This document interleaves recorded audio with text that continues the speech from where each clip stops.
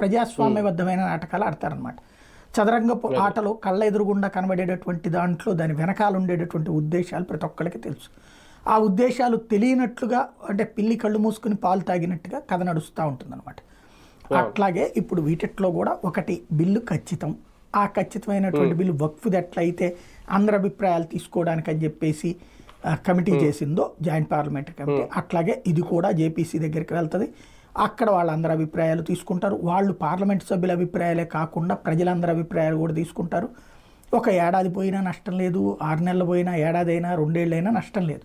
ఎందుకు అంటే అందరి అభిప్రాయాలు తీసుకున్నాము అన్నటువంటి పాయింట్ని జనంలోకి తీసుకెళ్ళడం కోసం స్వయంగా ప్రధానమంత్రి నరేంద్ర మోడీనే చెప్పారు. అంటే వాళ్ళు అర్జెంటుగా ఏదో ఎన్నికలకు వెళ్ళాలనుకుంటే ఇది అందరికీ దృష్టిలో ఏం వెళ్ళిందంటే ఉత్తరప్రదేశ్ ఎన్నికలతో పాటు వెళ్తారు, ఉత్తరప్రదేశ్ ఎన్నికల్లో ఓడిపోతారు అన్నటువంటి భయం ఉంది.